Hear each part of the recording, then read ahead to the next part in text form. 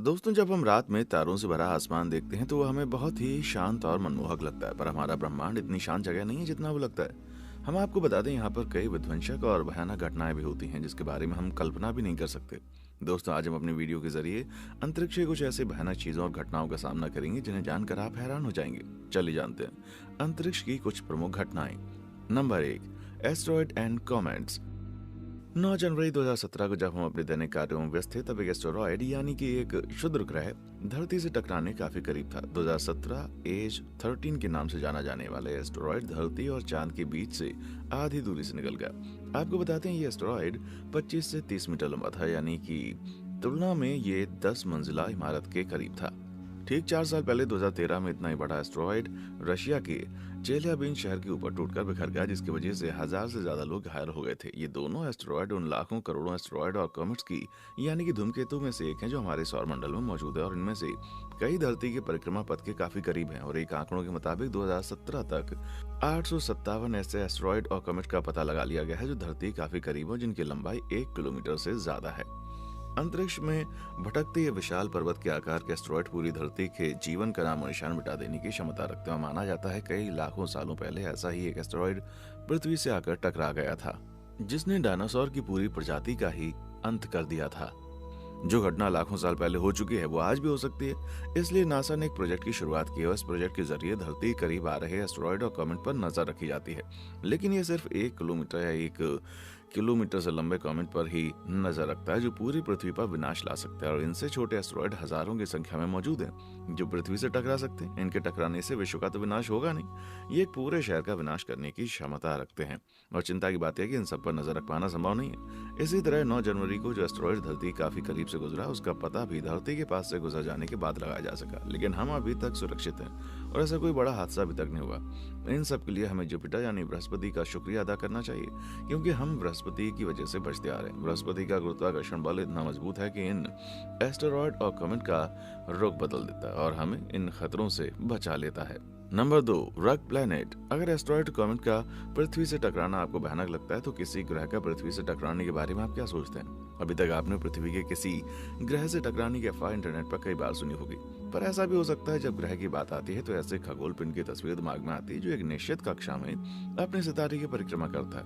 अगर सभी ग्रह अपनी कक्षा में अपनी परिक्रमा करें और किसी से कोई नहीं टकराए, लेकिन कुछ ऐसे भी हैं जो इन नियमों का पालन नहीं करते हैं। वो ग्रह जो किसी भी सौर मंडल से बंधे नहीं है और खुलेआम सीधे परिक्रमा करते हैं। इन ग्रहों को रॉक प्लैनेट यानी कि लावारिस कहा जाता है। ये एक ऐसे ग्रह हैं जो किसी कारण अपने सौर मंडल से बाहर धकेल दिए गए हों या फिर इनका निर्माण अपने आप हुआ हो। ठीक वह चीज जैसे सितारों का निर्माण होता है, और ऐसे पिंड जिनका निर्माण अपने आप हुआ है उन्हें इंटरनेशनल एस्ट्रोनॉमिकल यूनियन ने ब्राउन रॉक का नाम दिया है।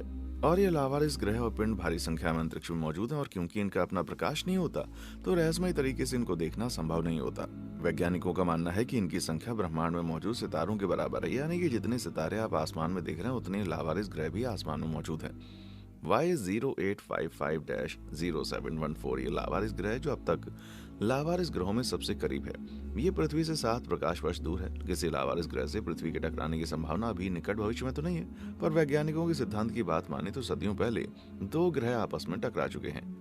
जॉइंट इम्पैक्ट सिद्धांत के अनुसार 50 करोड़ साल पहले एक मंगल ग्रह के आकार का ग्रह जिसे थिया के नाम से जाना जाता है पृथ्वी से टकरा गया। माना जाता है ये ग्रह पृथ्वी के समानांतर परिक्रमा करता था और बृहस्पति तथा बुध ग्रह के गुरुत्वाकर्षण के प्रभाव से ये पृथ्वी कक्षा में आकर पृथ्वी से टकरा गया। इस टक्कर से थिया ग्रह पूरी तरह से नष्ट हो गया और टकराव के बाद पृथ्वी और इस ग्रह के टुकड़े टुकड़े अंतरिक्ष में हो गए। फिर कुछ दिनों बाद ये मलबे इकट्ठे होकर पृथ्वी का चांद बन गए। इस सिद्धांत का सबसे सबूत अपोलो मिशन में प्राप्त हुआ। जब इस मिशन द्वारा चांद से लाए गए नमूनों का परीक्षण हुआ तब ये पता चला कि चांद की संरचना पृथ्वी की संरचना से मेल खाती है।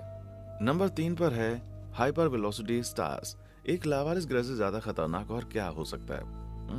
एक लावारिस भटकता सितारा। तो आइए मिलते हैं हाइपर वेलोसिटी स्टार से। हाइपर वेलोसिटी सितारा एक ऐसा सितारा जो काफी तेज गति से अंतरिक्ष में चलता है। इनकी गति इतनी तेज होती है कि आकाश गंगा की एस्केप वेलोसिटी से भी तेज होती है। ऐसे तो अंतरिक्ष में हर चीज गतिमान है, यहाँ तक कि हमारे सितारे भी गतिमान है और ये आकाश गंगा का चक्कर लगाते हैं। पर आम तारों की गति 100 किलोमीटर प्रति सेकंड होती है, तो वहीं हाइपर वेलोसिटी स्टार की गति 10 गुना ज्यादा यानी कि 1000 किलोमीटर प्रति सेकंड होती है। और कुछ हाइपर वेलोसिटी सितारे ऐसे हैं जिन्होंने आकाशगंगा से सफर करते हुए अब तक आकाशगंगा से वो बाहर निकल चुके हैं। हाइपर वेलोसिटी सितारे कैसे बनते हैं, इसके दो सिद्धांत हैं और दोनों ही सिद्धांतों में एक बात समान है कि हाइपर वेलोसिटी सितारे का जन्म दो तारों के मंडल से होता है। बाइनरी सितारे में दो तारे होते हैं जो एक दूसरे के समान ही द्रव्यमान के केंद्र यानी कि सेंटर ऑफ मास की परिक्रमा करते हैं। पहले सिद्धांत के मुताबिक अगर ये बाइनरी स्टार सिस्टम किसी ब्लैक होल के समीप चले जाते हैं तो ये संभव है कि इनमें से कोई एक तारा ब्लैक होल के गुरुत्वाकर्षण के बल में फंस जाएगा और दूसरा बहुत तेज गति से बाहर फेंक दिया जाएगा, जो हाइपर वेलोसिटी स्टार बन जाता है।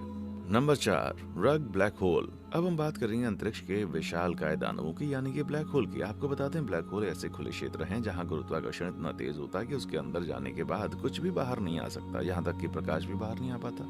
माना जाता है हर आकाशगंगा के मध्य में एक विशालकाय ब्लैक होल मौजूद होता है और हमारे आकाशगंगा के बीच में भी एक विशालकाय ब्लैक होल मौजूद है।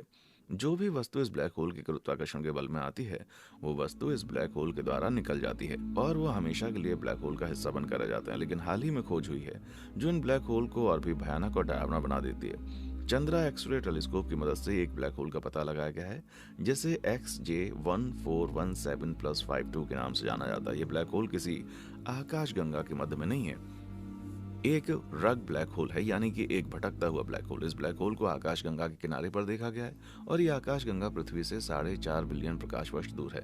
इस तरह के ब्लैक होल तब पैदा होते हैं जब दो आकाशगंगाएं आपस में टकराती हैं या फिर आपस में विलय हो जाते हैं। और इस तरह के ब्लैक होल भयानक और डरावने इसलिए होते हैं क्योंकि ये अंतरिक्ष में भटकते हुए अपने आसपास की चीजों को निगल सकते हैं। Number 5, collision of galaxies. Collision of galaxies यानी कि आकाशगंगा का टकराव। यदि आपको किसी धरती के एस्टेरॉयड से टकराने की घटना या फिर किसी लावारिस ग्रह से टकराने की घटना, किसी भटकते ब्लैक होल द्वारा निकल जाने की घटना डरावनी लगती है तो आपको डरने की जरूरत नहीं, क्योंकि ऐसा कुछ भी नहीं होने वाला है और ना ही ऐसा कुछ निश्चित है। लेकिन एक ऐसी घटना जो भविष्य में होगी और वैज्ञानिकों का कहना है ये निश्चित ही आज से 450 करोड़ साल बाद हमारी आकाशगंगा मिल्की वे दूसरी आकाशगंगा से जाके टकराएगी। सोचने में बहुत डरावना लगता है और ऐसा लगता है कि इससे काफी विनाश होगा, पर ऐसा बिल्कुल नहीं है। इन दोनों आकाशगंगा के टकराने की संभावना और किसी की भी हताहत होने की संभावना ना के बराबर है, क्योंकि सितारों के बीच में इतनी ज्यादा दूरी है कि इनका आपस में टकराना संभव नहीं है। इस टकराव से दोनों का स्तंगा को आपस में विलय हो जाएगा और उनके बीच मौजूद ब्लैक होल भी आपस में विलय होकर एक विशाल ब्लैक होल बना लेंगे। अब सवाल आता है कि इस प्रभाव से हमारे सौरमंडल पर क्या प्रभाव पड़ेगा। तो जवाब यह है कि इंटर टकराव से सौरमंडल के ग्रहों पर कोई खास असर नहीं आएगा। बस इतना होगा कि हमारा सौरमंडल विलय के बाद आकाशगंगा के और बाहर की तरफ चला जाएगा। लेकिन ये सब देखने के लिए शायद मनुष्य की जाति मौजूद ना हो, क्योंकि उस समय धरती की सतह बहुत गर्म हो जाएगी और वहां पर तरल पानी का रहना संभव नहीं होगा। इसलिए मनुष्य का जीवन भी समाप्त हो जाएगा और ऐसा इसलिए होगा क्योंकि उस समय सूरज की रोशनी 35 से 40% बढ़ जाएगी और सूरज अपने जीवन के अंतिम क्षणों में होगा। आपको बता दें, इस तरह की आकाशगंगा की टकराने की घटना आम है और अभी NGC 2207 एंड IC 2163 और दो आकाशगंगा हैं जो आपस में टकराने क्रम में है और इनके विलय होने की प्रक्रिया लाखों सालों से चल रही है। आशा करता हूं दोस्तों आपको वीडियो पसंद आई होगी। अगर आपको हमारी वीडियो अच्छी लगी है तो वीडियो को लाइक करें, हमारे चैनल को सब्सक्राइब करें और साथ ही साथ शेयर करें अपने दोस्तों से, ताकि उन्हें भी पता चले कि आप कितने नॉलेजेबल वीडियोस देखते हैं।